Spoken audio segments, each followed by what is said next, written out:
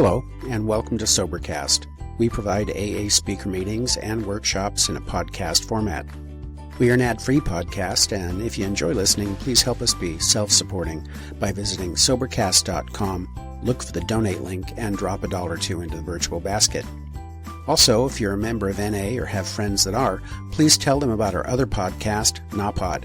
NAPOD features NA speakers and workshops in the same format as Sobercast. We upload a new speaker every day, and it's easy to subscribe by searching for NAPOD, N-A-P-O-D, all one word, on any podcast player app, or go to napod.xyz if you'd like to listen online. Hope you enjoy the podcast and have a great day.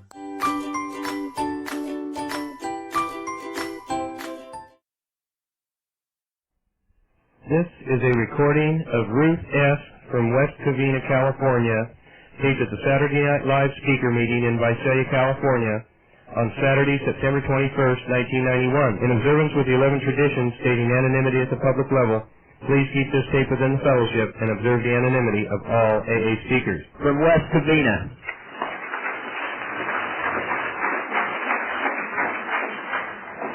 My name is Ruth, and I'm an alcoholic. And it's good to be here. But most of all, it's all right.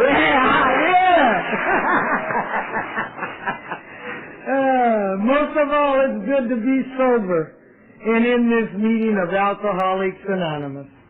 I like to say welcome to the new one. Welcome to the program of Alcoholics Anonymous. Alcoholics Anonymous works, and it works good. And the only reason tonight that I know it works good is, number one, I'm standing up here sober and clean, and I got some friends sitting out here sober and clean tonight, so I know this thing works. And I'm also not so stupid tonight to think every last one of you sitting in this room tonight's going to benefit by me standing up here. No way. But I also know that my God didn't send me in vain.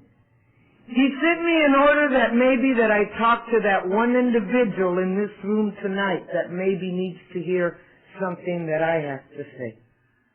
Now the rest of you, gotta take care of this, will probably learn a whole hell of a lot of patience, tolerance, and some understanding as I get through with this. And you know, newcomer, the longer I'm here, the more I see this. It doesn't matter what walks of life that we come out of.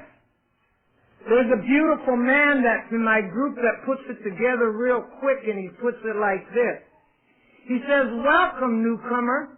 I don't care if you're from Yale or jail. Welcome to the program of Alcoholics Anonymous. And how that covered it for me. All right.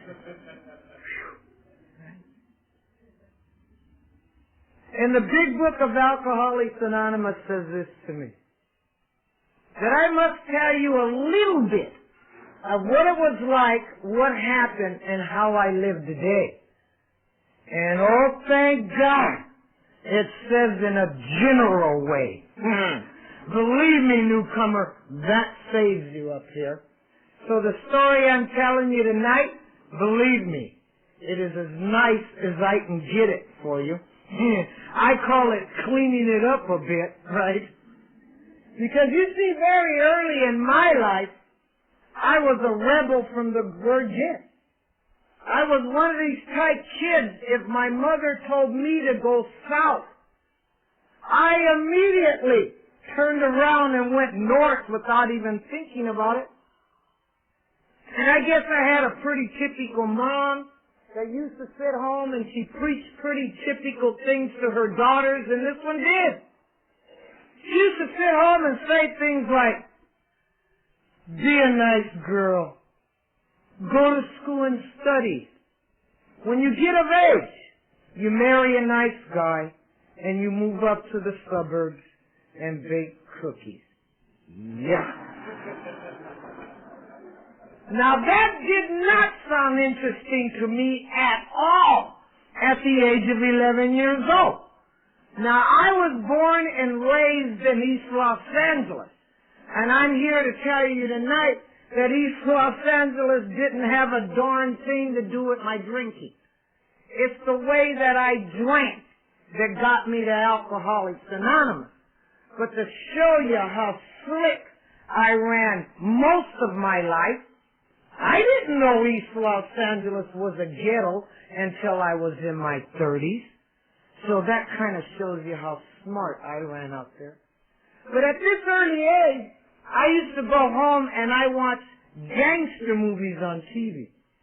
And I got obsessed with watching gangster movies on TV at this early age. So I knew what I wanted to be when I grew up. I wanted to grow up and become a gangster because, you see, it sounded more interesting than baking cookies in the suburbs. Yeah, somebody identified. Now, they didn't have no good old gangsters like they had on that TV, but I picked me the closest thing that I can find to it at this time. I joined my first gang at the age of 11 years old. And the initiation to that gang that day was I had to drink a fifth of white port and lemon juice. Now, if anything burnt nasty to my 11-year-old body was white port and lemon juice. It burnt going down, and it burnt coming up again, but I chugged a lug till it stayed down. Now, I don't know what happened to anybody else that day that was being initiated, but I do know what happened to me. Between the top and the bottom of that bottle, I fell in love. And I didn't fall in love with, gee, what a cute bottle this is in, or I like the color of this stuff. I fell in love with what it did in my gut. It filled that big hole that I had right smack in the middle of my gut, and it filled up all my fears, and it filled up all my insecurities, and I looked at the gal next to me, and I said this, where are we going? And who are we going with? Because I was ready to live. Now, I wasn't a daily drinker at this time, and I hadn't even discovered those morning drinks. I was one of these Friday, Saturday, and Sunday drinkers, and whenever I can get my hands on it. Now, I've had a few people ask me dumb questions. Even in Alcoholics Anonymous, they have asked me a few dumb questions. And this usually falls around the Kansas area. Someone would slip up to me and say something like, how did you acquire alcohol at the age of 11 years old? And I said, very simple. I stood on corners by liquor stores and I hit on people going in and out of there. And eventually somebody was going to come by and buy you a bottle. But do you know I had bad days even then? Somebody would come by and rip me off for my booze or my money. And with my very heart to this very night, I believe it was alcoholics that did that to me. Had to be alky. So if any of you in this meeting have ever ripped off an 11-year-old kid in the East Los Angeles area some years back, you can make amends to me after this meeting's over for that. Those were bad days. But I continued, and you know I had an oddball sister born into this family. Couldn't understand her for the life of me. Used to claim to my mom they gave us the wrong baby in the hospital. She had to be the wrong baby. She was such a nice kid.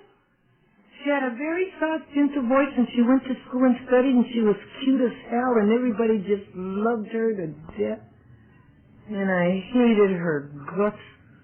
And I later in Alcoholics Anonymous through the 12 steps found out I had envied that girl all my life.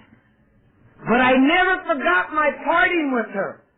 When she came home with her husband-to-be, and they were already engaged to be married. And at this particular time in my life, I was hip, and I was slick, and I was cool. And believe me, newcomer, that one almost killed me too.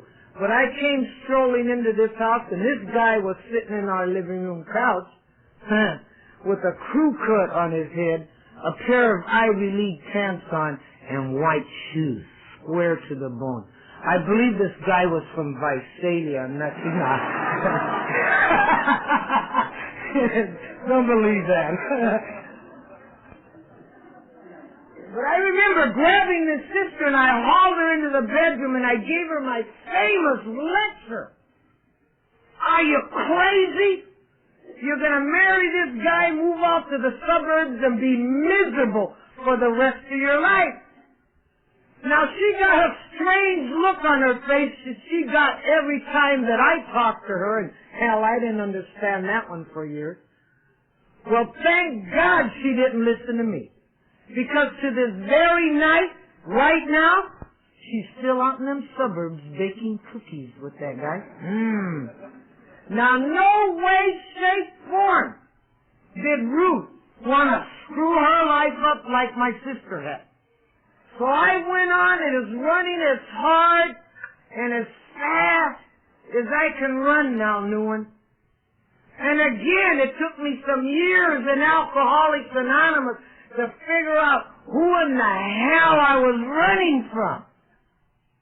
You see, new one, I was running from me all them years. I never ever wanted me to catch up with me. It was too painful. I was always very busy with my finger pointed out at everybody else. His fault, their fault, down the line I can go. But it was never my fault. It was always their fault. And I had a crazy thought when I was a kid, and I not only carried it out there, but I brought it to the program of Alcoholics Anonymous with me. And it went like this. If you couldn't be very, very good, and I do mean perfection, you had your little hands folded, and don't you dare say a naughty word. Perfection. Or you became very, very bad. For me, there was no middle of the road until I found the program of Alcoholics Anonymous. And thank God, Alcoholics Anonymous, through the 12 steps, started to show me the middle. Started to show me that there was a little bit of good and a little bit of bad in every human being walking on the face of this earth. And I was not unique to be either good completely or bad. But I chose to go the other way. And I went on a hell of a run. Around the age of 18 years old, my friends started marrying off, and hell, I didn't want to be left out.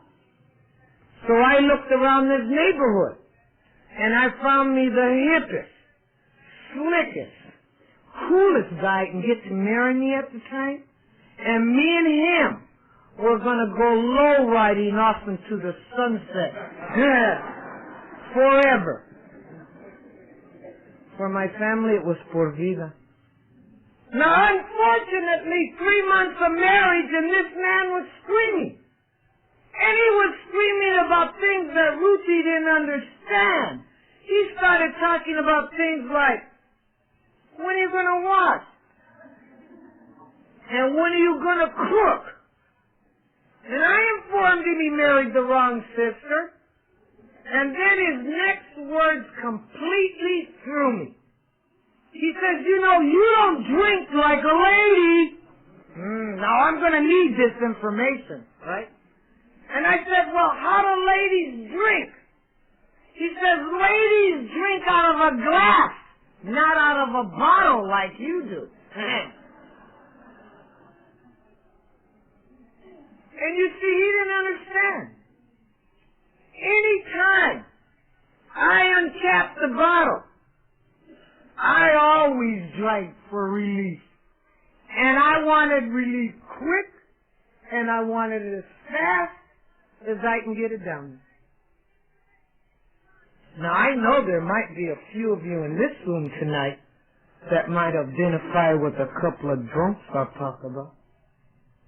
You know those drunks we come to the next day and we ask dumb questions before we learn not to ask the dumb questions? And we might say something like this. Does anybody know where we left the car?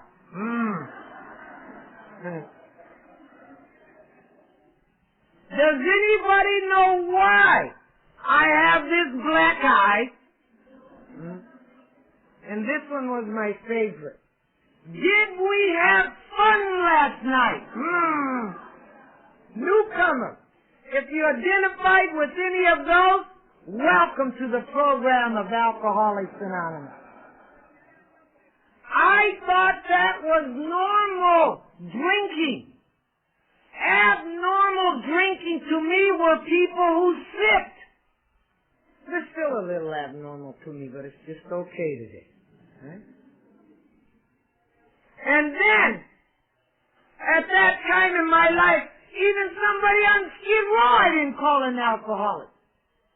Because that time, I also did one of two things. I either looked down on people, or I looked up to people. But I never looked even with people until the program of Alcoholics Anonymous. And through the 12 steps, I started to look even. And then I would see somebody in that kind of a condition, and I would do this.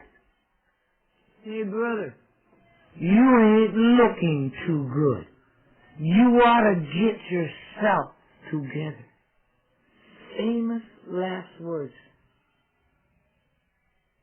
This marriage dissolved, and it dissolved quickly after this. But I had one son. And I'm here to tell you tonight that I love my son. And I love my son like a mother loves a child, and I held this little one close to me. And I made a statement in that hospital that I meant with all my heart. I said, everything in the world there is to give, I'm going to try to give that to you, and I meant that. But you see, newcomer, I didn't know. I did not know I was afflicted with the disease of alcoholism and also drug addiction, and that I would get progressively worse. I always thought that I would get better. My famous cries throughout my life, till I crawled through the doors of Alcoholics Anonymous, and I almost literally do mean crawl through the doors, went like this. Tomorrow, I'm going to get myself together. And everything's going to be okay. Tomorrow. Every one of those tomorrows got me here. And my next famous cry went like this. If they would only just leave me alone and let me drink, everything would be okay. I used to say at this time, unfortunate part, but I no longer say that. Because over the years and through Alcoholics Anonymous, I found out it was not unfortunate. It was fortunate when they did leave me alone. And I had to get to that point in my drinking where I burn out every living human being close to me before I was able to get to you. And I claim loud and clear tonight for Ruthie, if there was one more person I could have used, abused, manipulated, jibed, connived, I might not have made it to you. But I had to burn all those people out, and I was able to get to you. But I continued running out there.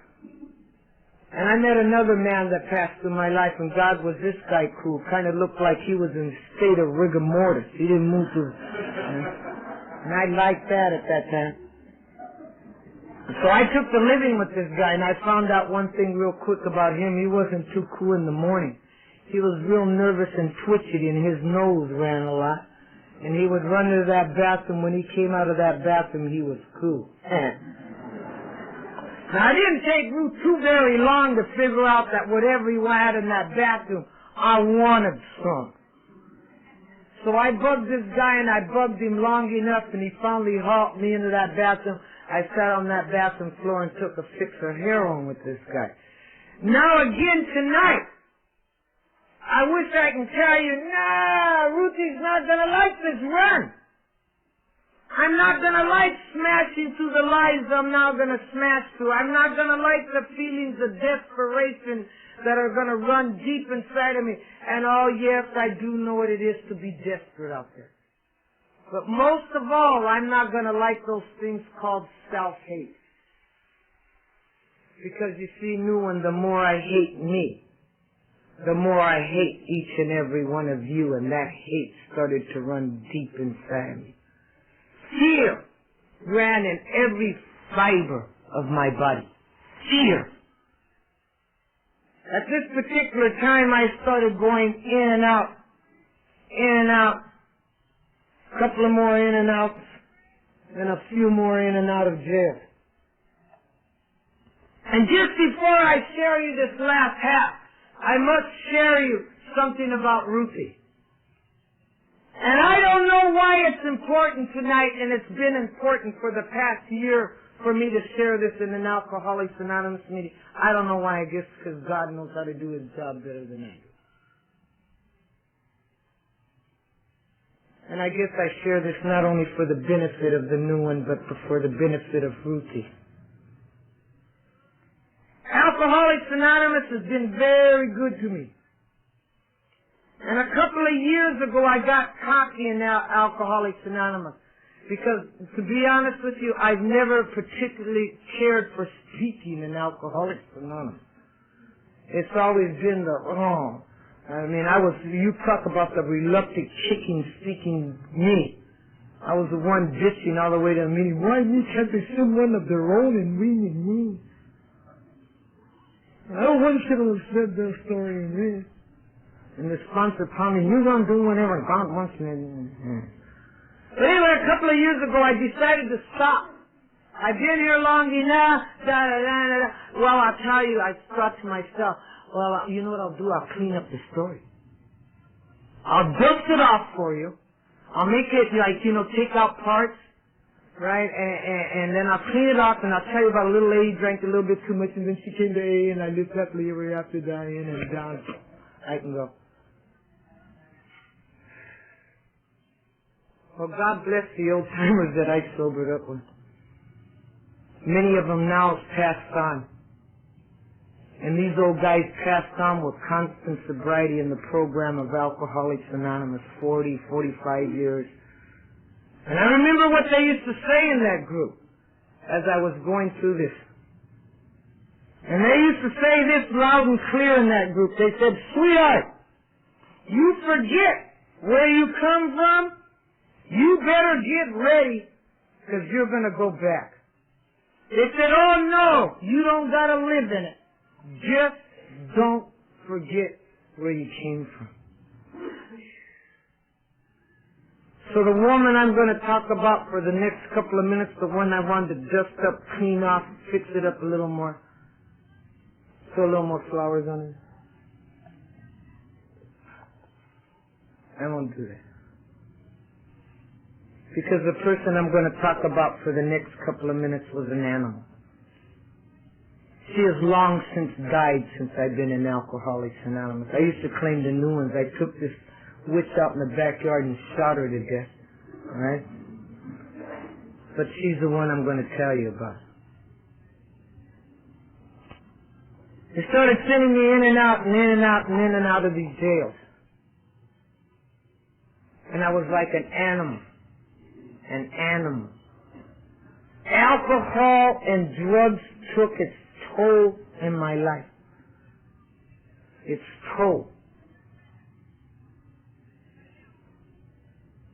They had sent me to place called CRC, the California Rehabilitation Center in Narco, to rehabilitate me for the second time. While I was in that institution, I hurt somebody pretty badly, and I'm not proud. And one of the things they didn't tolerate in that institution at that time was violent people. And I was violent most of my life.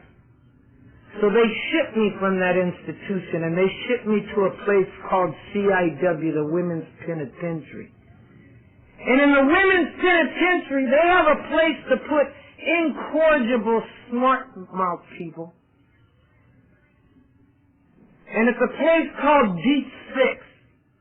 And it's 6 feet underground. There's no light of day under there. And they put you in a small cell. And they leave you down there until you're able to act accordingly and be put back into prison population. And after a period of time, they brought me out of there. When they brought me, they had to blindfold me with a blindfold to let me back into the yard, because they were afraid that maybe I would go blind from being in the dark for so long. And I was like an animal. I trusted no living human being walking on the face of this earth. Not one. After a period of time, they let me out of that institution, and as soon as I got back into L.A., I went into the nearest bar. And I ordered me one drink. What's one drink gonna do to me? Just one. And that drink went down, and it proceeded to do the thing it always done for me. I started to sit up a little straighter. By the 4th or the 5th, I was instant wonderful. Alcohol did not leave my life till I came through the doors of Alcoholics Anonymous. And I drank at this time on pretty close to a daily basis. Still can't even tell you how much or how long, because I was a complete blackout drinker, as long as I had something close to me. And it was around this time my family made a big mistake. And I claim to this night it's the biggest mistake they ever made. See, my mom got too old to take care of my children. So she sent 5 children home to a full-blown alcoholic. Full-blown. And again tonight, I do not have to describe what went on in my household. It was not a pretty sight. These were quiet children. If you would have seen any of my children at this time, people said things like, "Boy, aren't those model children? They don't even make a sound." They would sit for hours like this and not make a sound, because they knew if this mother was drunk, she would rock them back and forth and make those famous promises about tomorrow, and I'm going to get it together, and I'm going to buy them a new pair of shoes, or maybe I'll take them to Disneyland. But if I was in between going up or down, the enraged monster would come out, and I'd be fighting that war, and now these children were the recipients of this war.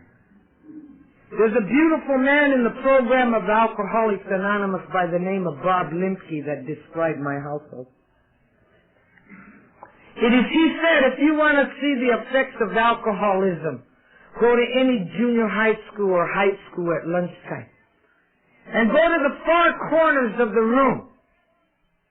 Because you'll see in the middle, you'll see children laughing and talking and jumping around and screaming about what happened in their house the night before, and they're all talking. But if you look in those far corners, you'll see the quiet ones with their heads down. And they ain't talking. Because, see, they ain't sharing what happened in their house the night before. Well, those were my children. The unfortunate part was they were elementary school at this time. And my daughter literally failed the 2nd grade due to emotional problems. And that school called in the authorities. And in a very early morning, they came in with the county welfare department. And they had a court order. And they came in through my doors with social workers. And they gathered up 5 children. and they took these children. As they started to haul them away to a county car, this maniac mother ran out into the driveway as they started to haul them away. And my oldest boy was looking out the back window of that car. And you see, Nguyen, I've seen many looks out there, and if you're an alcoholic, you know what kind of looks I'm talking about, because boy, have we seen them many times. But you see, when I saw that look in my boy's eyes, I wanted to die. Sometime later, they hauled me to another kind of courtroom, and I'd been in plenty of courtrooms, but I had never been in a child custody courtroom. And a judge went through my jacket, and he went from 11 years old up to 32 years old, looked down at me and said this. And again tonight, newcomer, I hope to heck I never forget what he said. He said, a woman like you should have never borne no children. And we will see to it for the remainder of your life you never see your children again. And they were gone, wards of the court. And I didn't find it out then, but I found it out later that they had split all 5 of those children up. 2 here, 2 there, and 1 by himself. And those children were never going to ever see each other again. I left that courtroom and I felt rotten, no good, 0, over and out, 0. I know what it was to feel like a nothing. So I decided at this time in my life to drink myself to death. Well, I'm here to tell you tonight, newcomer, that alcoholism is a very slow, painful disease. Very slow. After it strips you of everything, it will ask you for some more. Again, there's another beautiful man in my home group that describes to the newcomers. He says if you think about slipping or taking another drink or going out, before you take the drink, set your whole life up. Set anything up that has any meaning to you. Put any loved ones, friends, family, jobs, all down the line. Anything with meaning, anything. And at the very end of it, put your life. And before you take the drink, ask it if it wants it one at a time. Or if it's going to take it in the whole swoop. Well, I'm going to tell you, it got down to the end of the line for me. It got down to the very, very last, where I barely hung on with my life. I went and I drank and I drank and I drank and I drank. And I couldn't get sober and I couldn't get drunk. And now my best friend, alcohol, stopped working for me. I used to stand up to people and tell them, you see this bottle's my only friend. It's the only friend I got in the whole wide world. You're not my friend, this is my friend. And when my friend turned his back on me and left me on a dirty bathroom floor all alone, I decided that alcohol was not killing me fast enough. So I decided to speed it up a bit. And I went into that bathroom with the gun to blow my head off, and I failed at my own suicide. Sobbing and crying, because here's the I want to tell you the crazy thought that went through. I want to tell how insane we are out there. I held this gun to my head, and you know what came through my head? And I still remember it to this day. Clear. What came through my head was, how am I going to look in my coffin with a big ass hole in the side of it? Is that insane? Yeah. And I dropped it. Yeah, I wanted to look better than that. And on that dirty bathroom floor, it burned out before I even heard of a program called Alcoholics Anonymous. I made my first surrender. First surrender. Now, I was never a non-believer. I knew there was some kind of power out there, something.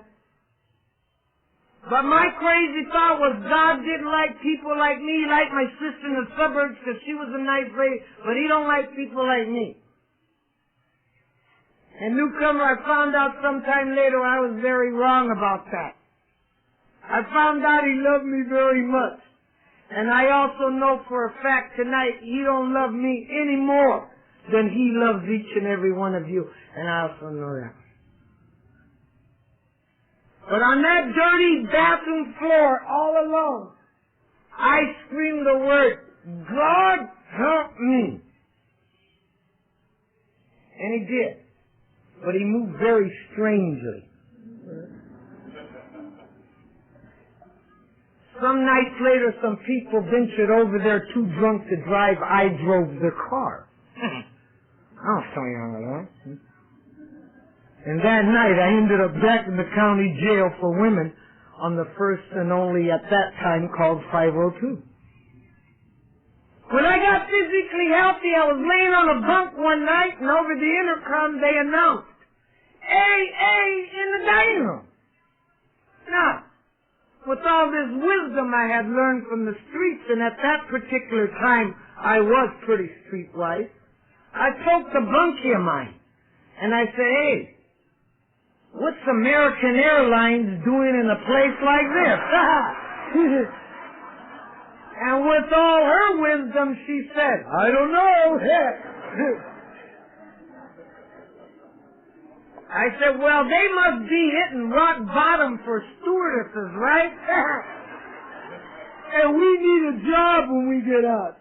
So I came to American Airlines. Right? And 4 nice ladies dressed up about like this with their hair done, with sitting up in the front with the big book of Alcoholics Anonymous, and I don't know what they were talking about, but they were talking some strange language.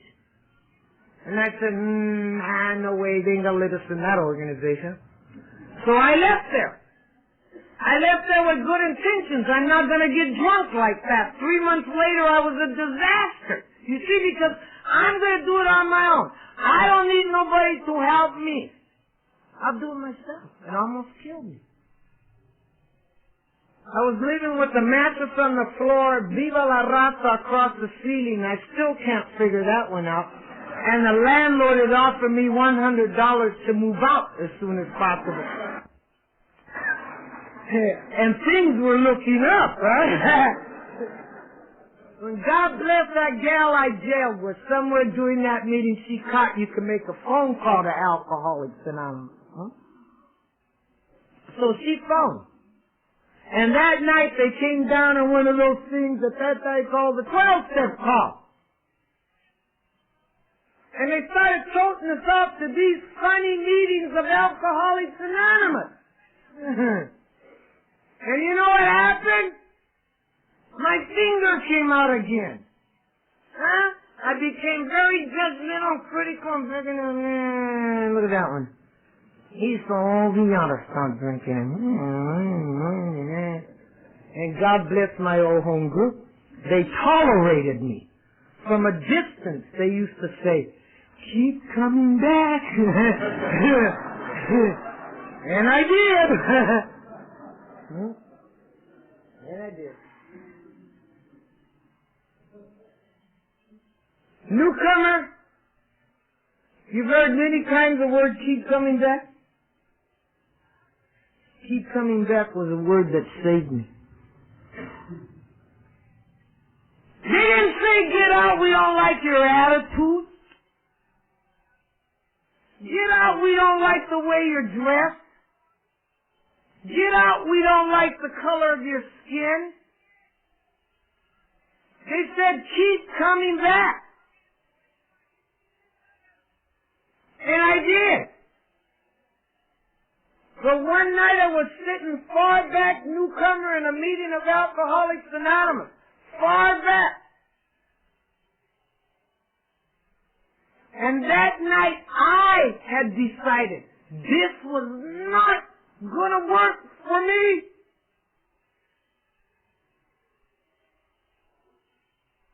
I was going to leave and not come back because it wasn't going to work. I've been sitting and sitting, and I, to this very night, don't know how long I had sat in Alcoholics Anonymous before I came to believe. It might have been 6 months, it might have been a year before it went boom. But it was that night, and I remember that night clear as a bell. To this night, I remember. I was sitting back like that, and I was just ready to get into flight when one of them old-timers got up. And it was in a participation meeting. And this man started to share. And he didn't share from his head. He shared from his heart. And I didn't know it then, newcomer, but I found out sometime later that that man that night was talking a thing in Alcoholics Anonymous called the language of the heart.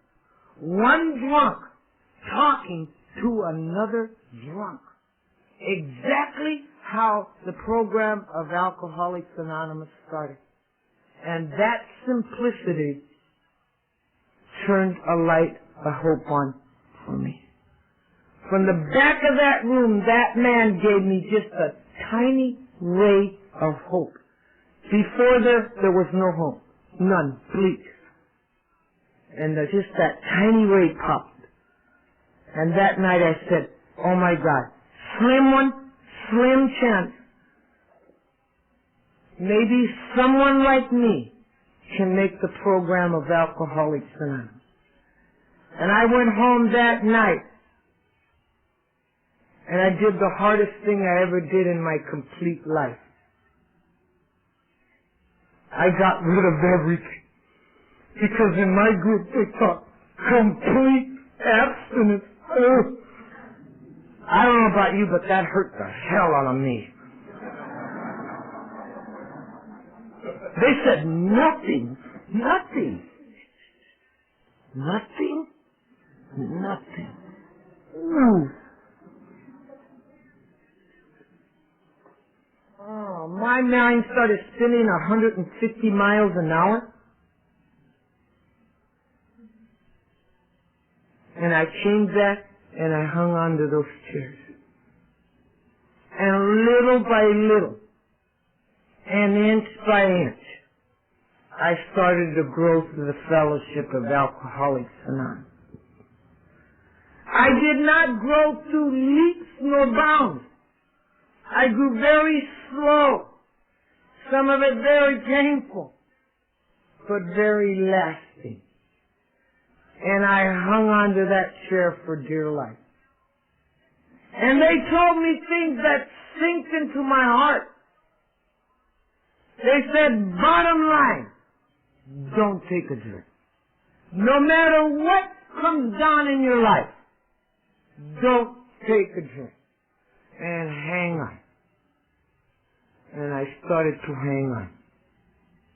Then I was 1 year sober. And I'm going to tell you about slow growth. When I turned 1 year sober, they light the candle, they put the one candle on the cake, which I thought at that time was still pretty silly. I was very, very sick when I got it. But they brought me my cake, and I blew out the candle. And then you know what they did, newcomer? They took my cake, took it in the front, cut it up, and gave it away. Pissed the hell out of me, right? And I went out there and told them, I said, where's my cake? They said, we share the cake. Huh? I said, no, that was my cake. I want my cake. So in that group, I wouldn't take my second year cake because they gave my first one away. And then God bless a lady that had enough courage, and God love her. She sat next to me in a meeting one night, leaned down and said, Ruthie, do you know why we take cakes in AA? I said, why? She said, it's for the benefit of the newcomer. And it teaches us to give. I said, okay. I'll share my third one here. And AA started to teach me to give. So little by little and inch by inch, I said I grew. Then one day I was 2 years sober and I started to do strange things. Like smile once in a while in these groups. Then one day I busted out laughing with you and I haven't stopped laughing since. And with that laughter I started to heal just a little bit from within. Then one day God decided, not me, that I needed one of those funny things called a sponsor. I didn't want one. Because I was still deathly afraid of the 12 steps. So God decided to send me one. And the sponsor walked right up to me, looked in my eyes and said, I'm your sponsor. And I went, oh my God. And little by little and inch by inch, I started to grow again.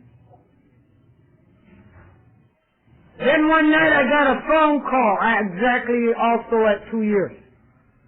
And they said, hey, we've been keeping an eye on you. And I said, that's okay today, you can do that. They said, no, you don't understand.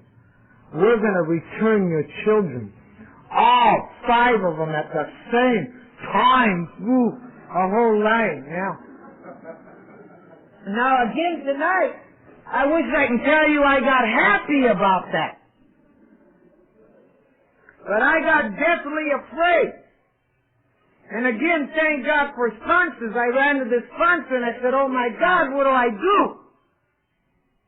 And most of you have sponsors, know how they are. They kind of let you rant and rage, and when you get done ranting and raging, they kind of punch you between the eyes with something. And this one did. When I got all done, the sponsor told me this, and I wanted to die. Said, now you take everything you gathered in the program of Alcoholics Anonymous, and you take a chapter called The Family Afterwards, and you take it home with you. God, isn't it so easy to work Alcoholics Anonymous during meetings? Go home and want to kill the family? So little by little and inch by inch, we started to grow as a family. And again, we didn't grow through leaps or bounds. We grew very slow and very painful and very, very lasting. Then one day, God decided that this family was going to move to the suburbs. At that time called Hacienda Heights, right? Then I started to do real strange things once in a while. Bake cookies. I might have my son tell you about this part, though. But because he's here, I gotta be honest with you. I baked them hard so they didn't ask too very often for cookies. So if any of you need that recipe, see me at work, right? And this family started to grow.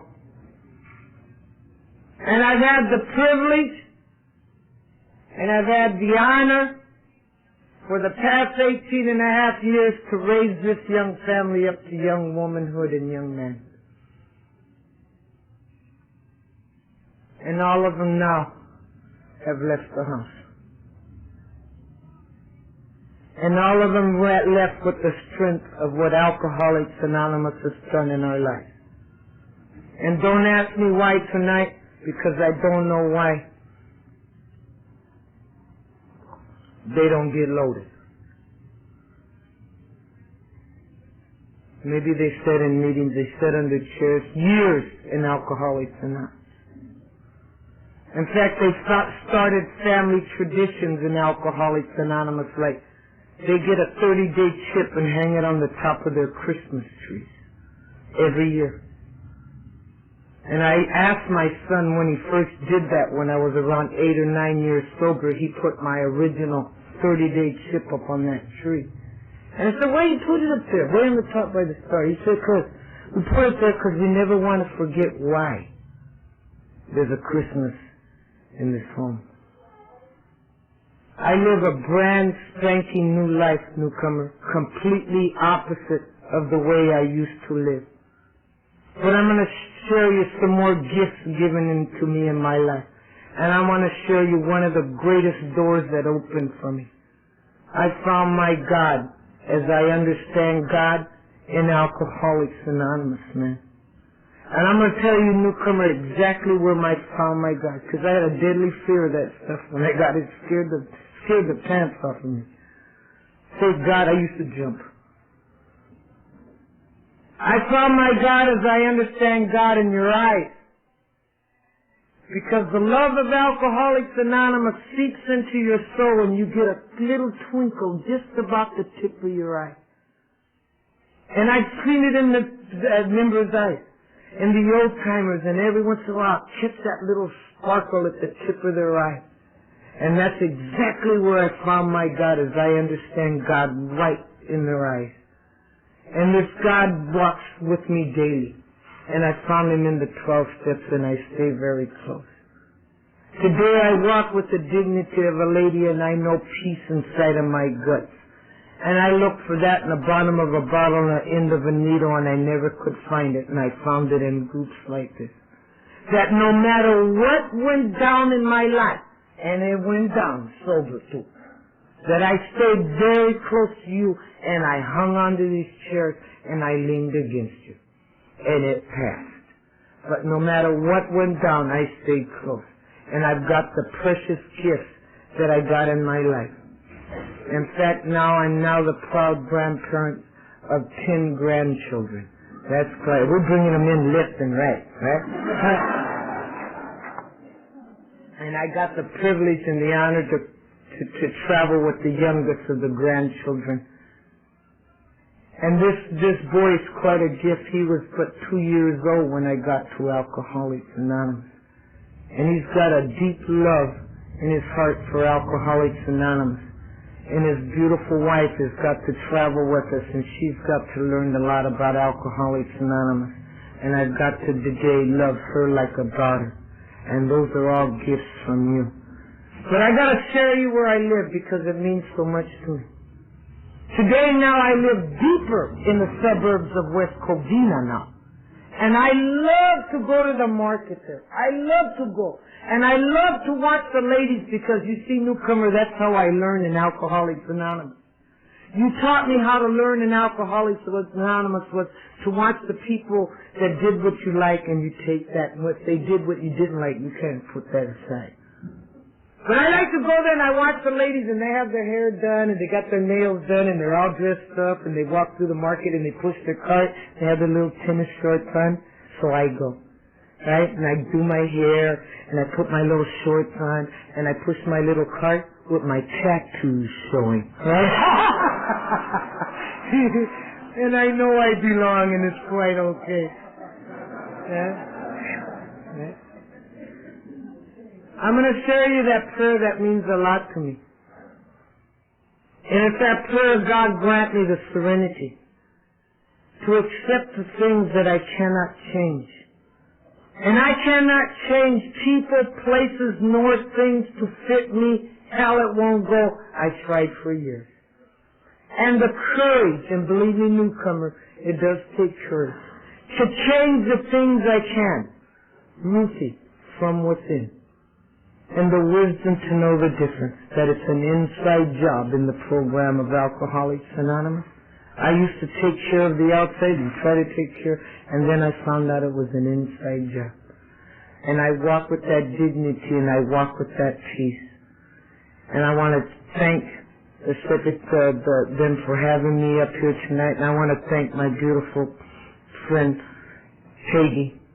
God, she's a blessing, and it was so good to see her. And it was so good to see that see, people like this keep me hanging on, that no matter how many years they've been here, they're still very active in the program of Alcoholics Anonymous. And that is a blessing.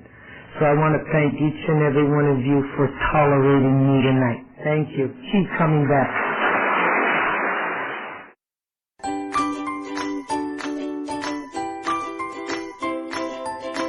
Thanks for listening. I hope you enjoyed the podcast. Sobercast is ad-free, and we'd like your help in order to keep it that way. So if you'd like to help us be self-supporting by pledging $1 or $2 a month, visit Sobercast.com and look for the donate links. Thank you very much.